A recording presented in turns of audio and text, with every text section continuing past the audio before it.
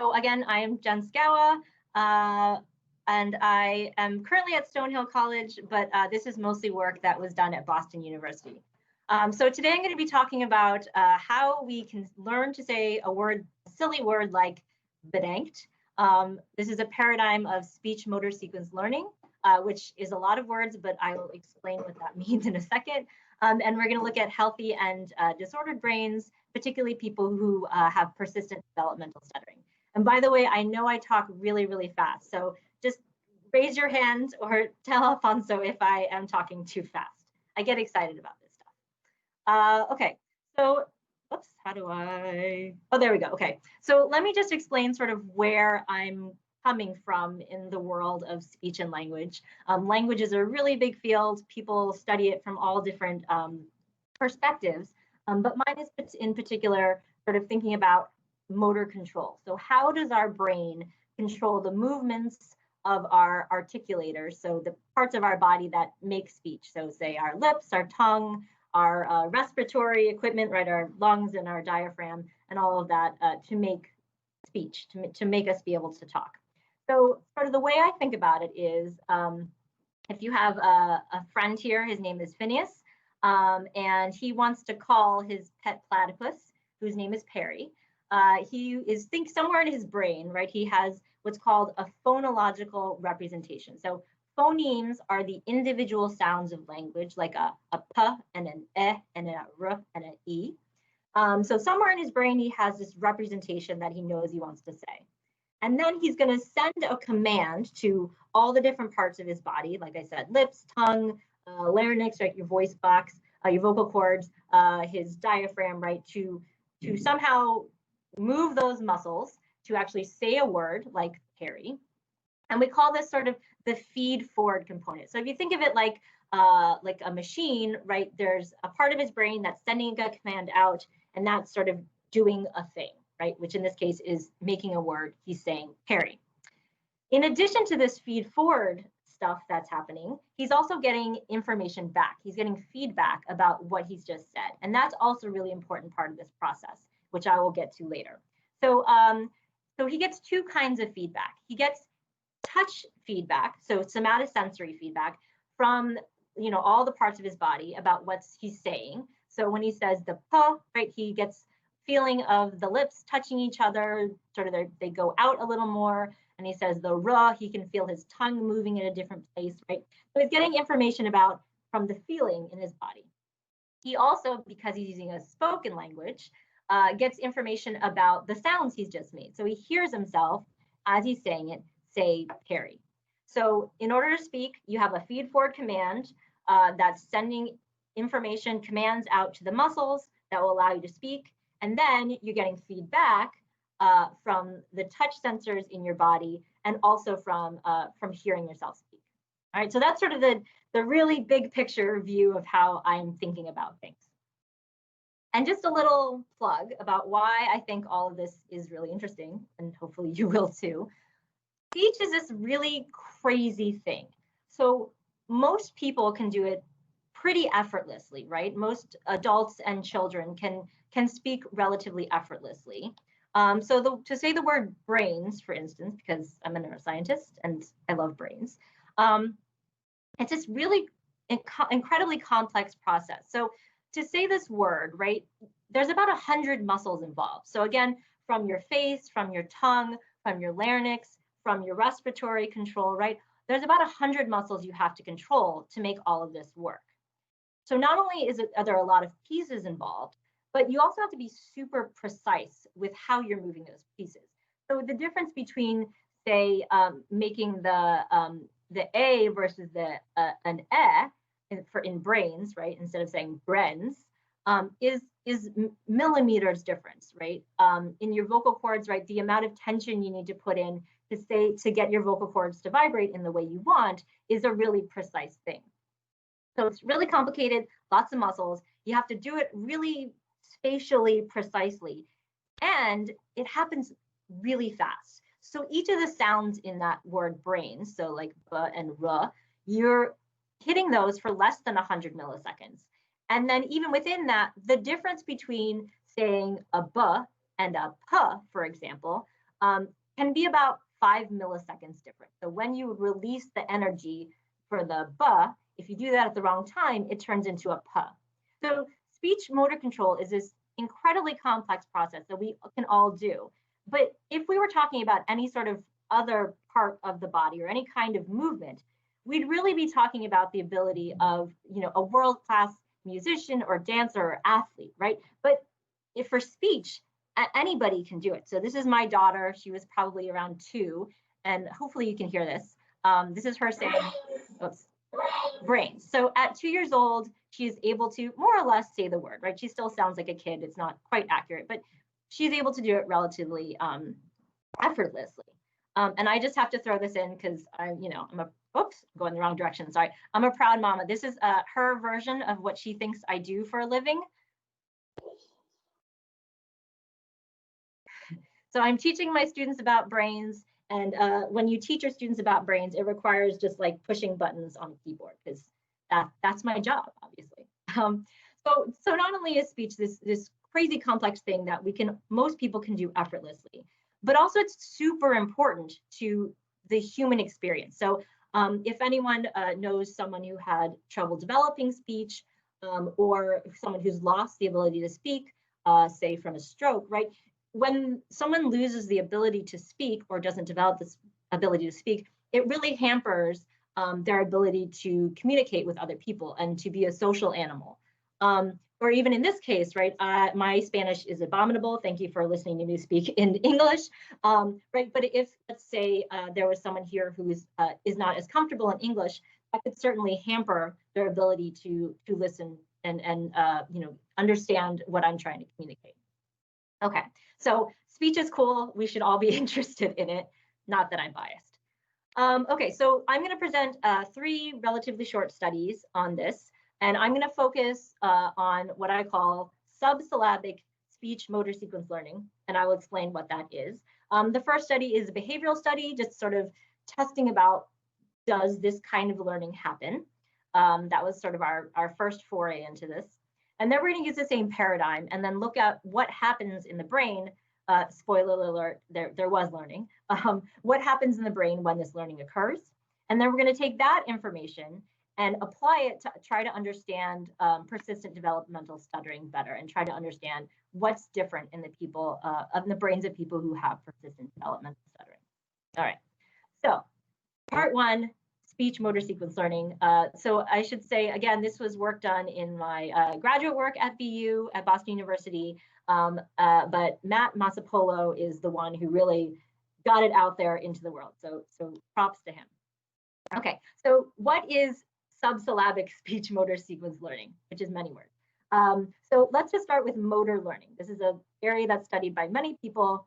And the basic idea is, right, motor movement.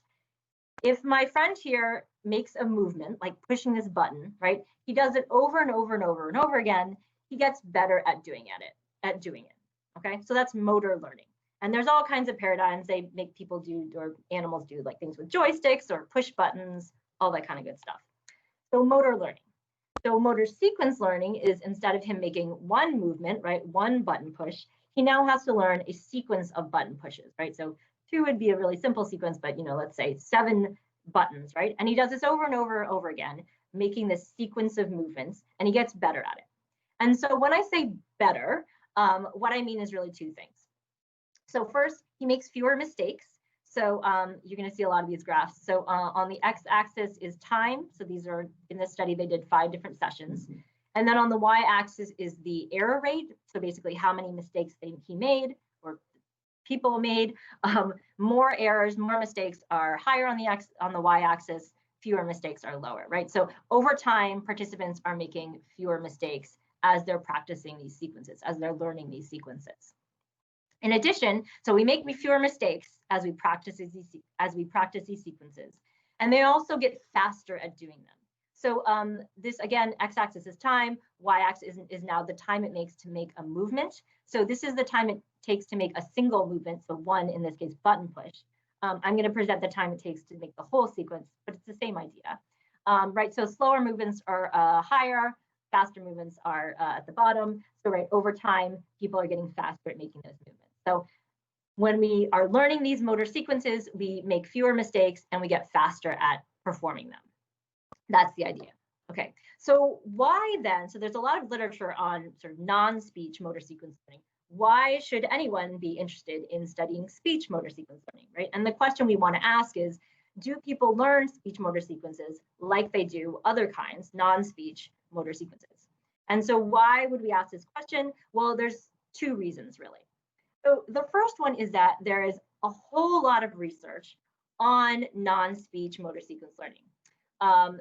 The main reason that this body of research is interesting is that because, well, we can do this kind of research on animals. We can't do speech motor sequence learning on animals because animals don't speak. This is usually on monkeys. So monkeys don't speak, but monkeys do other things like they can push buttons. And so not only can monkeys do things like push buttons, but we as scientists can also use methodologies with animals that we wouldn't be allowed to use in humans. So for instance, we can ask a monkey to learn a sequence, a non-speech motor sequence, and then either temporarily or permanently shut down a part of their brain and see what happens to their learning, right? Are they unable to learn new sequences? Are they unable to perform new sequences, right? And we can look at different parts of the brain. Obviously, we can't really do that in humans.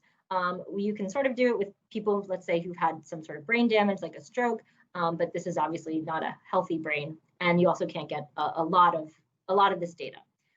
We could also do things like put an electrode in a monkey's brain and see what individual neurons are doing during this process. Again, not something we can generally do in humans. So there's this wealth of information about non-speech motor sequence learning from animals that we would not be able to get from humans. And if non-speech and speech motor sequence learning are similar, right, that's going to allow us to take advantage of this whole body of literature and maybe tell us something about sort of speech in general. Okay, the other reason, oh, I forgot I had my little monkey up there. So if speech and non-speech motor sequence learning are analogous, are similar, we can maybe apply what we know about motor sequence learning to speech motor sequence learning, and maybe sort of motor control in general to speech in general. The other reason speech motor sequence learning is interesting, or at least I think it's interesting, is that we do it all the time, again, effortlessly without thinking about it. And it's just not something that anyone had really studied before. So, that's always a fun thing. We always love a new territory to explore as scientists. So one of my favorite examples about speech motor sequence learning in which we use it is somewhat embarrassing. But when I don't know, maybe other people have this experience, but when I'm alphabetizing something, so trying to put things in alphabetical order, sometimes, especially if I'm doing it for a long time, or if I am sleep deprived, I have 2 kids, when I get to sort of the 3/4 of the way through the alphabet, I sort of forget which letters go in which order.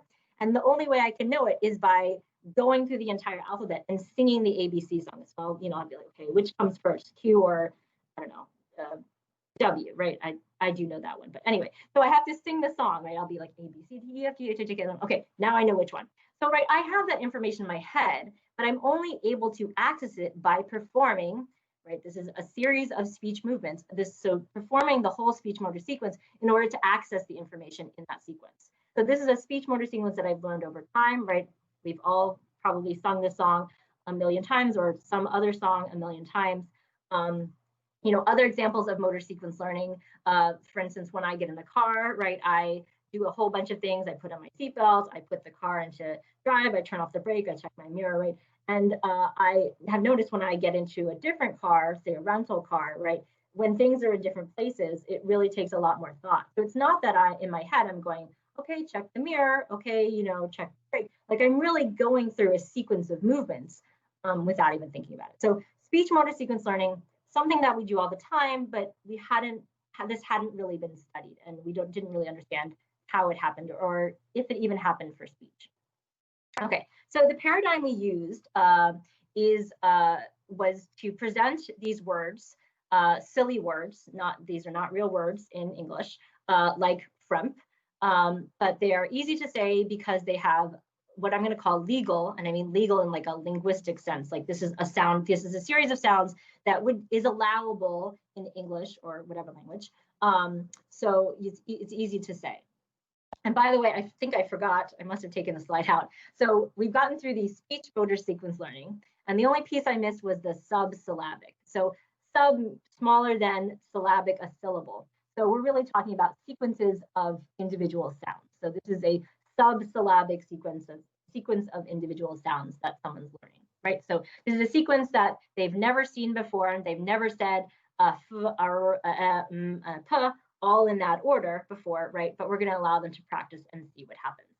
So we call these the legal ones, again, because this is a sort of allowable sequence of sounds in English. And in contrast, we also presented illegal sequences. So these were ones that had sequences of sounds that are not used or very highly infrequently used in English. So these are novel, again, subsyllabic, smaller than a syllable, sequences that they've never used before.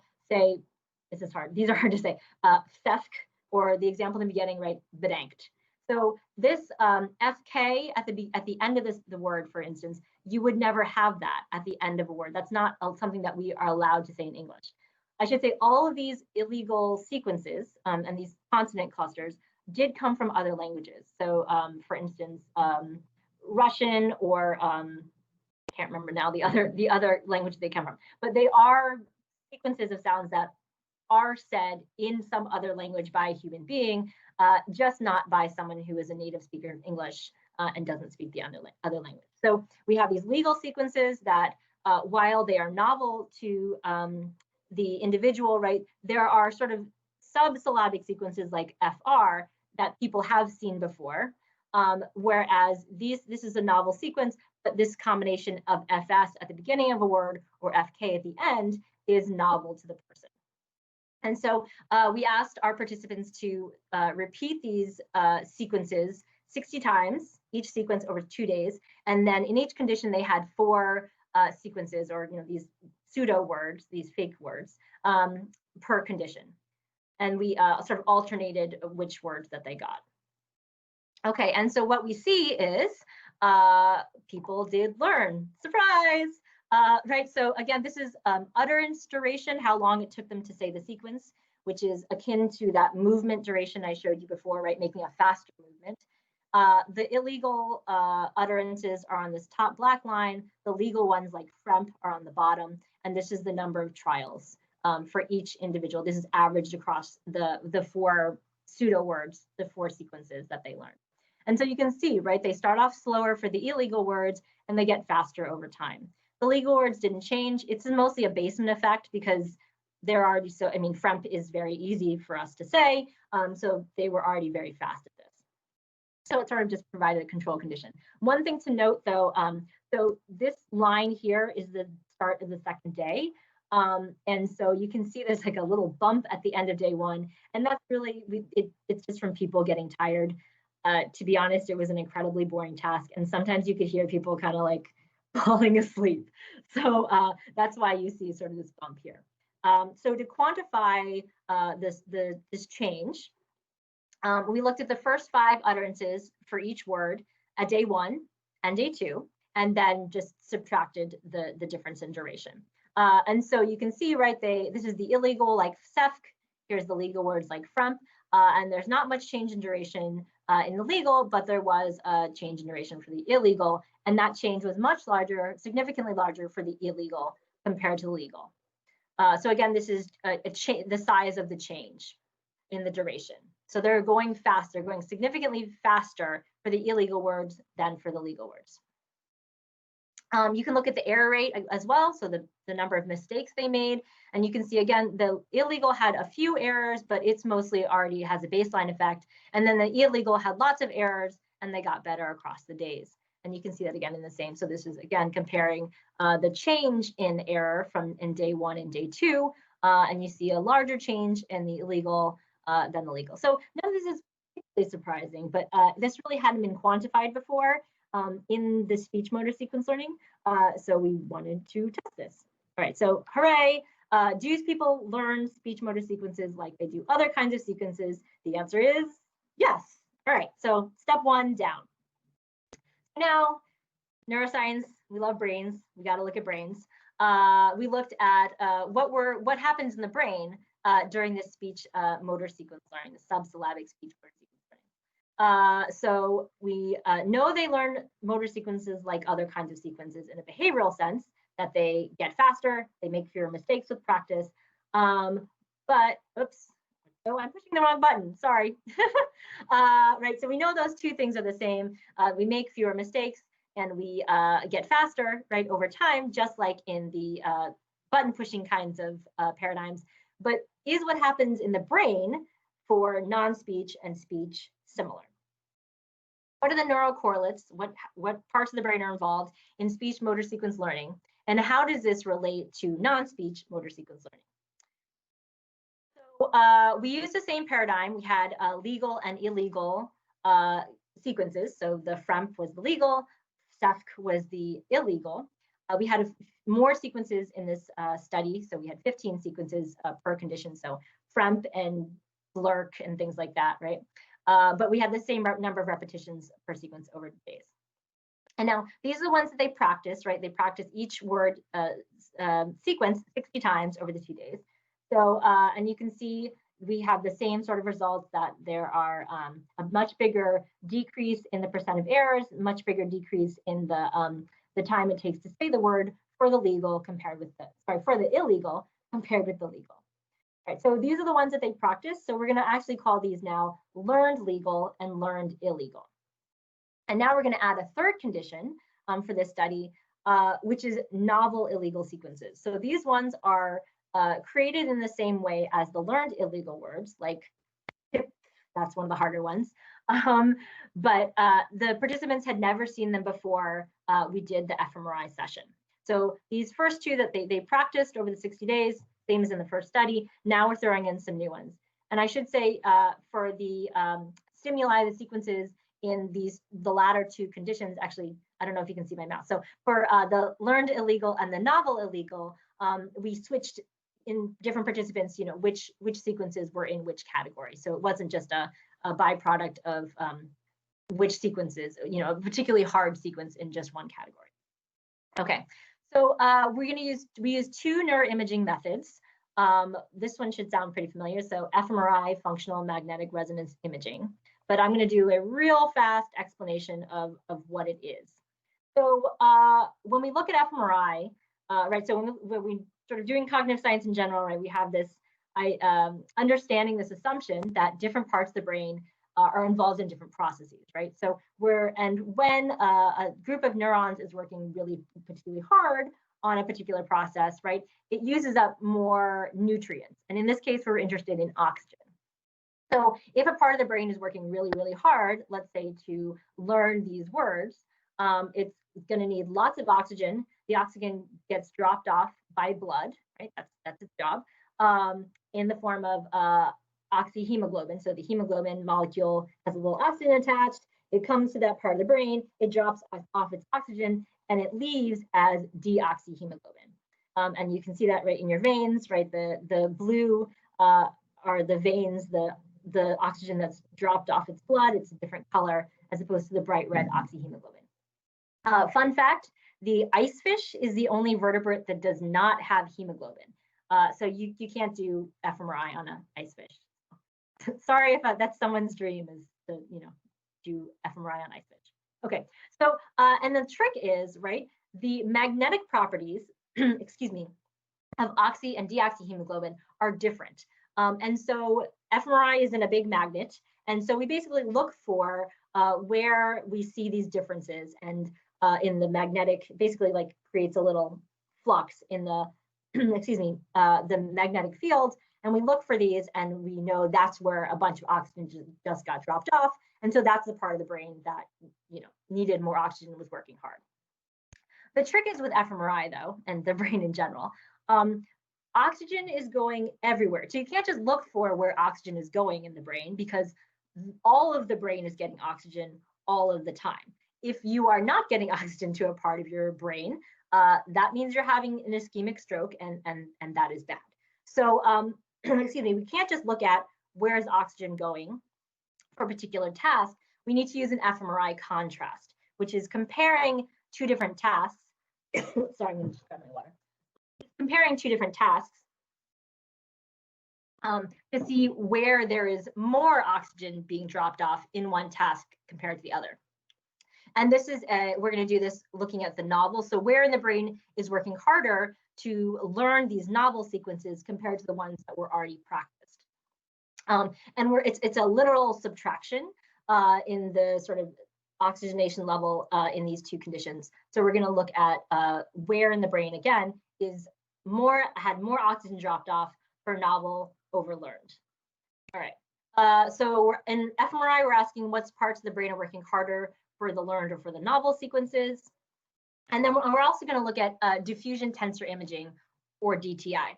So DTI relies on the difference between gray matter and white matter.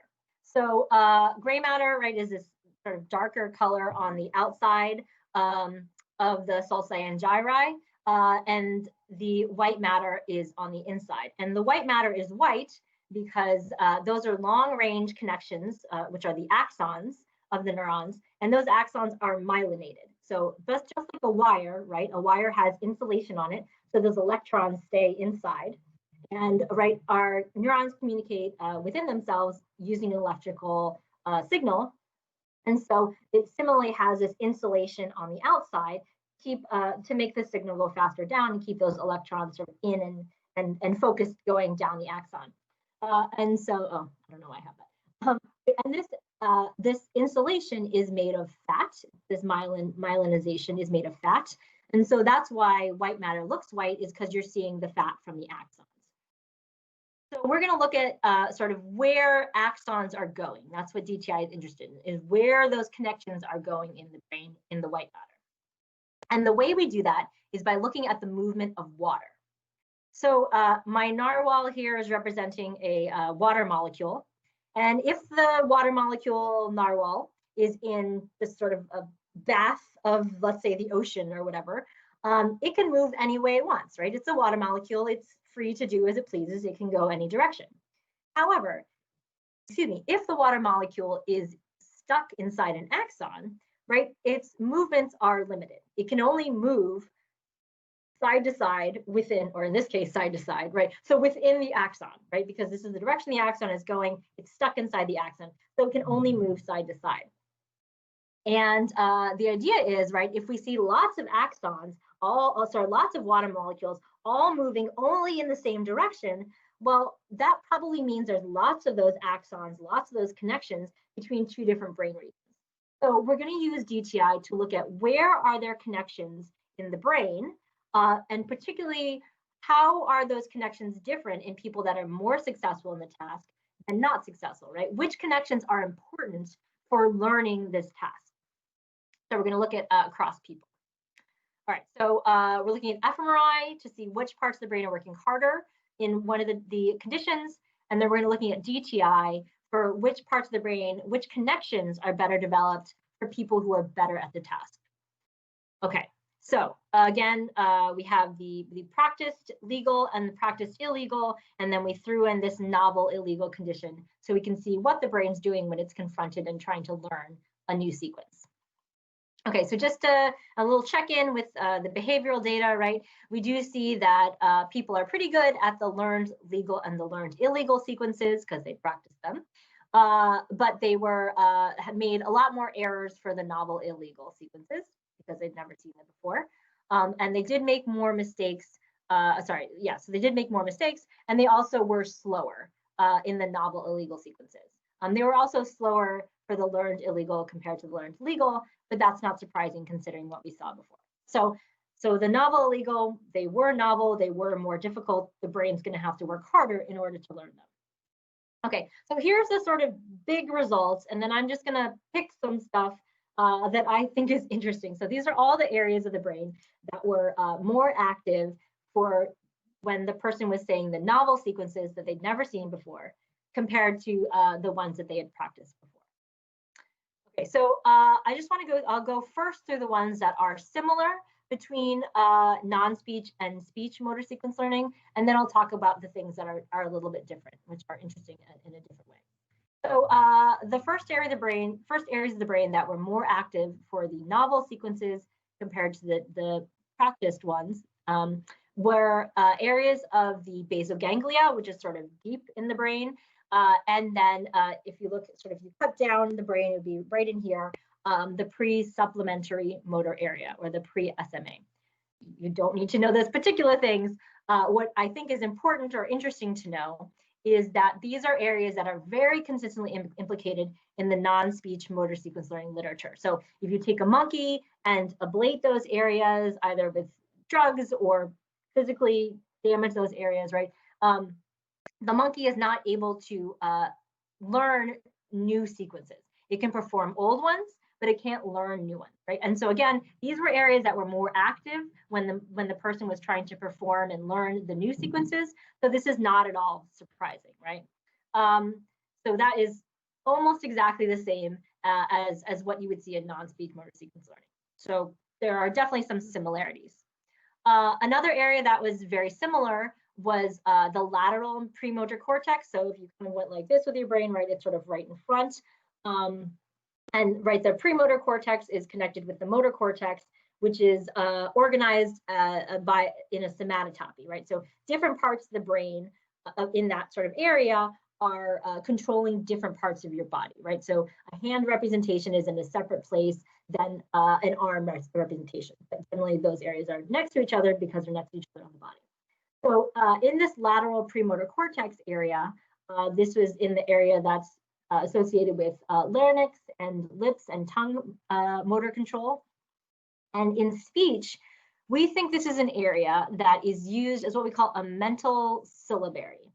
So basically, it's this idea that we can make a lot of different sounds and words, and it's not very efficient to have to put them all together every single time. So if there's a phrase or a word that you say often, or a syllable that you say often, it doesn't make sense to have to assemble that from the individual speech sounds every single time, right? We have to go too fast for that.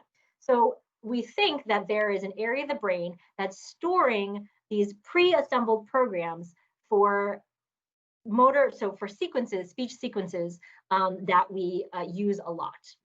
There's a similar idea in motor control. So for instance, if you stimulate this, an analogous area in the brains of a monkey, they might do sort of an entire movement of picking up food and putting it in their mouth. If you just do one stimulation, they'll pick up food and sort of, or it looks like they're picking up food, there's no food there. They'll pick something up and put it to their mouth, or they'll do sort of an entire defensive posture. All right, so again, these motor sequences, or speech motor sequences for this particular part of the brain, that don't make sense to assemble all by themselves. We think this is an area where we're storing these programs that are already put together. So right, a learned sequence would be able to use a motor program and just sort of push one button in that part of the brain and send off all the commands it would need to make that sequence, or some large chunks of that sequence. But a novel sequence, right, you'd have to assemble that from all the different parts. And so this would require more activity in this area than for the simple, the pre-assembled version in the learned sequences. So this is almost exactly the same as in non-speech motor sequence learning. As I mentioned, the only difference is the area is in a slightly more dorsal, so towards the top of the head area. And that's again because the area is laid out by parts of the body. So the part where we see is associated with sort of speech articulators, things sort of in this region. That's why I keep doing that. Whereas in the non-speech studies, you're going to see it more dorsally towards the top of the head because it's usually hand button pushing or things like that. So it's very, very similar. It has the same sort of purpose. It's just in a different area because you're using different parts of the body. Okay, so those two things are, so the basal ganglia supplementary, pre-supplementary motor area for learning new sequences. That's not surprising. Lateral premotor cortex, right, for either assembling the new programs or sort of sending off ones you've already learned.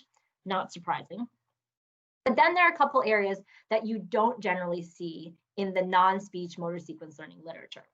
So the first one, and they're sort of both related to the second part of the speech motor control system that I talked about, which is the feedback, right? So, and sort of the different modalities that speech is involved in. So this first area is bilateral, so both in the right and the left hemisphere. And it's in the frontal operculum / anterior insula. It's inside the Sylvian fissure right here. And this area of the brain does a lot of things. So there's some question as to exactly what it's doing, but we have a hypothesis. So this area is involved in fixing your speech movements if you get auditory feedback that's different. So if you hear yourself say something different, if you hear your utterance and it sounds different than you expected, this area gets really excited by that. It's also involved in processing the sounds of speech when you're listening to someone else. Right? So that's not surprising because listening to someone else and hearing yourself speak involves similar processes. And really interestingly, it's involved in learning to say and hear new phonemes. So let's say I'm a Japanese speaker and I don't have a separate l and r phoneme, right? Those two things are the same for me. I just use them sort of in different circumstances. If I'm learning how to say a new phoneme and separate those two things out into new phonemes, this area is really, really heavily involved in that learning process. That's a little different than what we're learning here, right? So we're talking about, in this paradigm, learning sequences of sounds. This is learning new phonemes. So this seems to be involved in phonemes somehow, but also is important, right, for the auditory component, also important for the phonological component.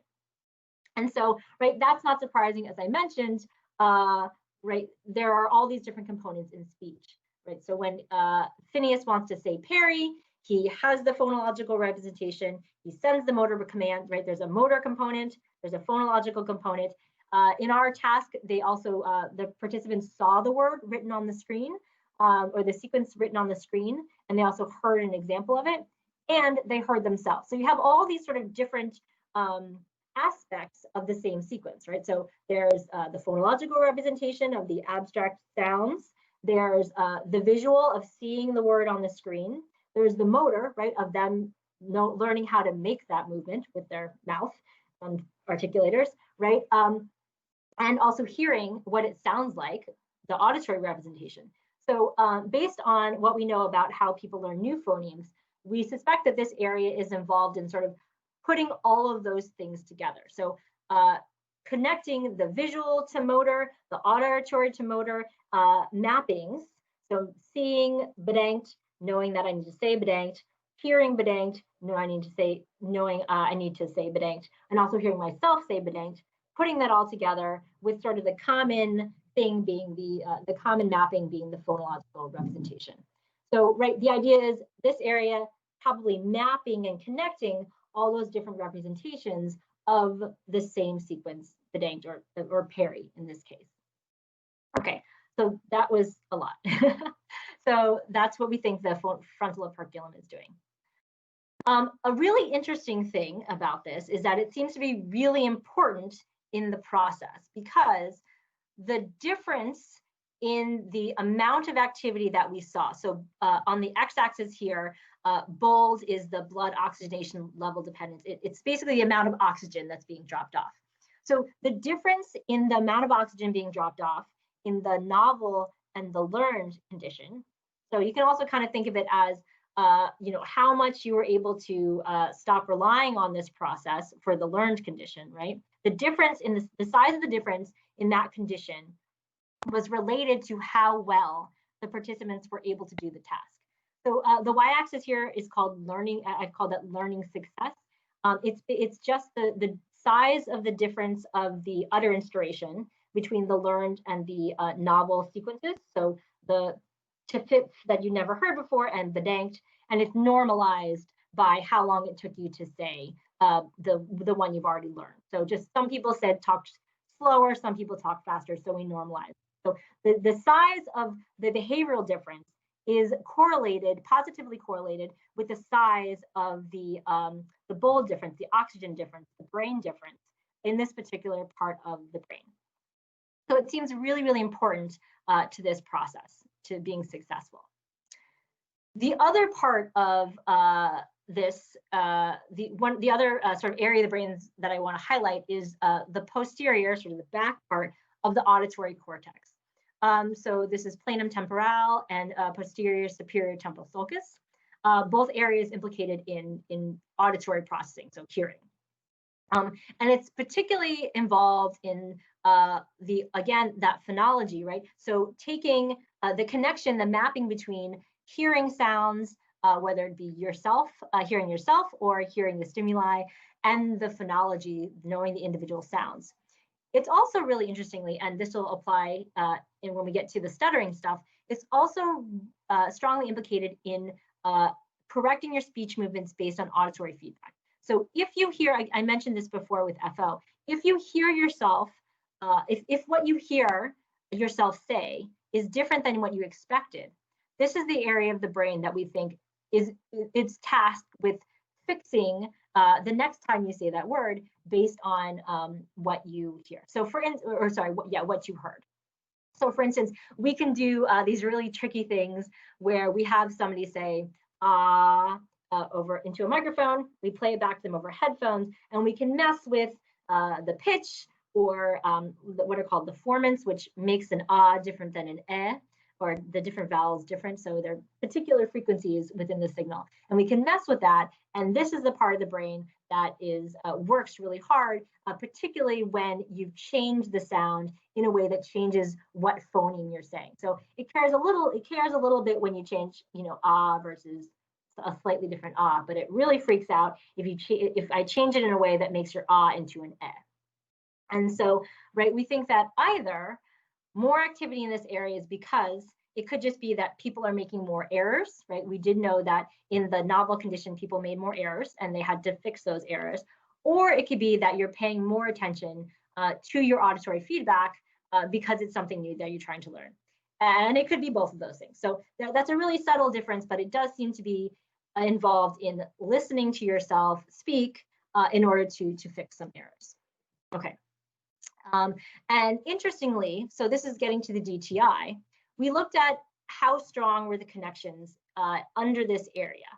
And so FA, which is on the x-axis here, is how much are those axons all going in the same direction? So going in all different directions, like my narwhal in the ocean, that's a very low number. A high number means there's more connections all going in the same direction. So more long-range connections. And looking across participants, the more long-range connections they had in this part of the brain that is involved in auditory error processing, the better they were at learning. So in some of these studies, when you look at these kinds of correlations, there's sort of a chicken and an egg question about whether people who are good at it already have this neuroanatomy, or is the learning changing their neuroanatomy. Here, this is over 2 days, so we really think it's people who already had these really, really good connections were just able to do the task better. So the question is, right, does your learning ability depend on your ability to adjust your output depending on what you heard, or your ability to create these mappings between the different parts of different kinds of representations of the sequence? We don't know that subtlety, but it does seem very important, whatever the specific job of this area is. Okay, so that was a lot. But in general, in this study, right, similar mechanisms are used between non-speech motor sequence learning and speech motor sequence learning, but because of the different modalities, right, pushing a button versus moving my mouth and hearing myself talk, there are different parts of the brain that are involved. So for instance, right, in the lateral premotor cortex, we saw it in a different area, and there are different feedback mechanisms, so there's a lot of auditory processing going on. Okay, and lastly, I'll try to get through this relatively quickly. Let's take this, we took this and applied it to people who stuttered in order to better understand their disorder. So why are we interested in persistent developmental stuttering? So persistent developmental stuttering is different than, say, acquired stuttering, where if someone had brain damage and they begin to stutter, developmental stuttering happens in children. And persistent developmental stuttering means they started stuttering as a child and continued on into adulthood.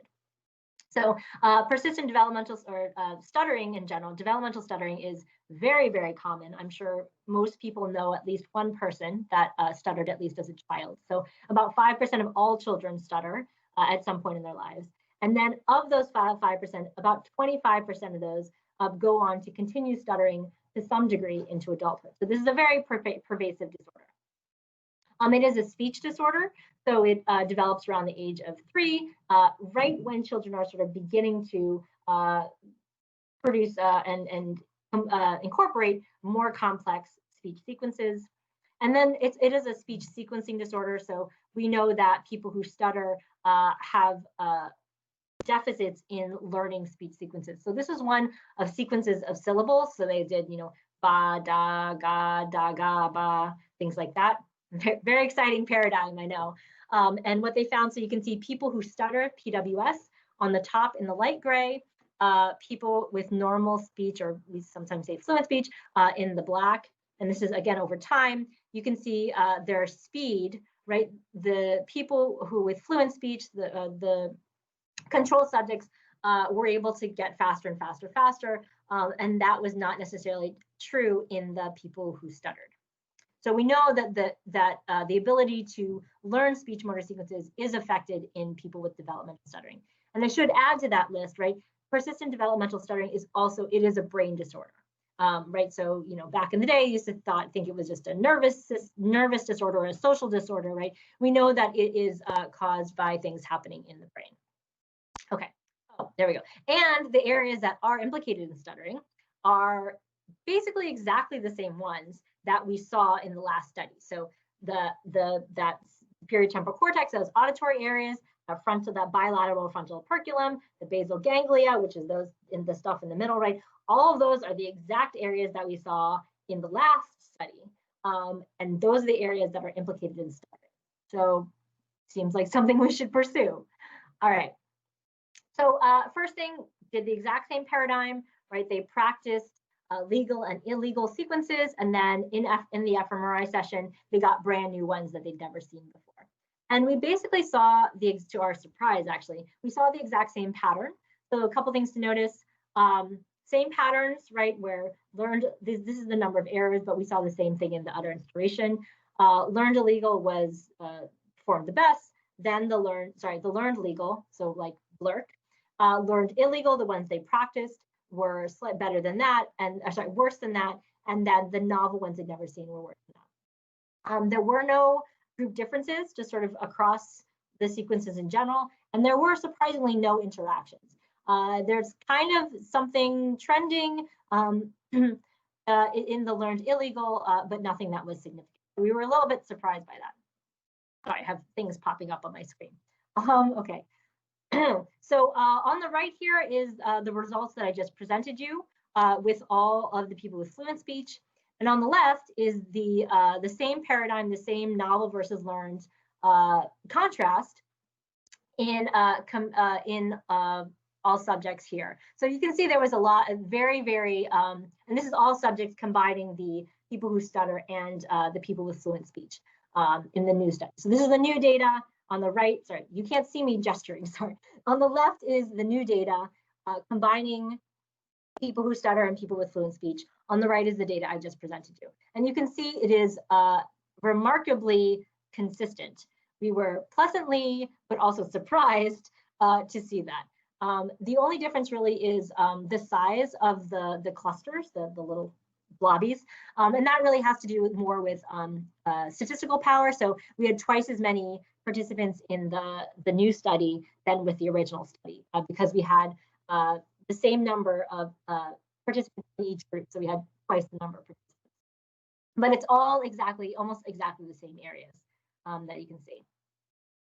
Okay, so the main effect, and I'll just get to the point of the big da-da of this, is one of the only places that we saw differences between the groups in the amount of oxygen required between the stuttering and the fluent participants was in this posterior superior temporal cortical area, right? So this was the area we talked about is important in correcting your speech movements based on what you hear. And so this was, the difference was larger. So the difference between the novel and the novel and the learned was larger for people who stutter than compared to fluent people. And this is not surprising, but also kind of interesting. So one of the hypotheses about what happens in stuttering is that people who stutter are overly reliant on auditory feedback, sort of in general. And we think maybe here they are overly reliant on auditory feedback when they're learning the new sequences, right? So they had higher activation when they were learning the new sequences compared to the fluent, and so that difference is going to be larger. So an example of this is if you've ever had a bad phone connection and you get an echo and you can sort of hear yourself a little bit delayed from yourself, there's a bit of an echo. That tends to throw people off. And actually, you can see this on YouTube or whatever. There's a thing called a speech jammer where it does that. It plays your voice back to yourself in headphones with a little delay. And it actually causes people with fluent speech, normal speech, to stutter. It throws us off. It's really disorienting. Interestingly, if you do the same thing in someone who stutters, it has the opposite effect.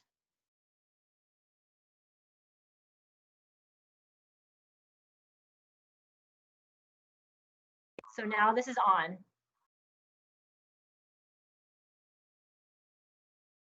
Right, so this is a gentleman who has persistent developmental stuttering. He speaks, has some disfluencies when he normally speaks, but as soon as he started getting that delayed feedback, which would normally throw the rest of us off and make us stutter, that he now has fluent speech. And the reason we think this happens is because it makes his brain say that feedback is terrible and just turns it off. And so he stops being overly reliant on the auditory feedback. This also works for if you ask people to read with a bunch, so what we call choral reading, like if you're in church and you're reciting scripture and we're all doing it together, then right, there's too much going on, your brain kind of shuts that off. Or asking people to speak, say, to a metronome, right? There's some other cue telling them, giving them cues about speaking, and they're not listening to themselves. So this is a really interesting finding. It certainly speaks to this theory about the over-reliance of auditory feedback in people who stutter. And you know, gives us some insight into the disorder. Okay, so in general, big wrap up. We think that non-speech and speech motor sequence learning are similar. We were able to show that you have the same measures of learning, right? So you make fewer mistakes as you learn these sequences. You get faster at saying them. The brain areas are similar. Sorry, there's a little bit of text on there. I don't know why that's there. The brain areas are similar, right? So for the most part, they are similar. So we saw with the initiating areas and with those sort of areas that put together the feed forward commands. But there are some differences because we're getting auditory feedback that gives us information about how to fix our utterances. And then finally, right, when we looked at people who stutter, we saw this effect in the posterior auditory cortex that people who stutter are overly reliant on, or we think they're overly reliant on the auditory feedback they get. And so that lends some strength to the hypothesis of that over-reliance on feedback. All right, so thank you very much for having me. I hope this was interesting for you all. And just a quick shout out to my collaborators at BU and some of my students at Stonehill who helped me with this.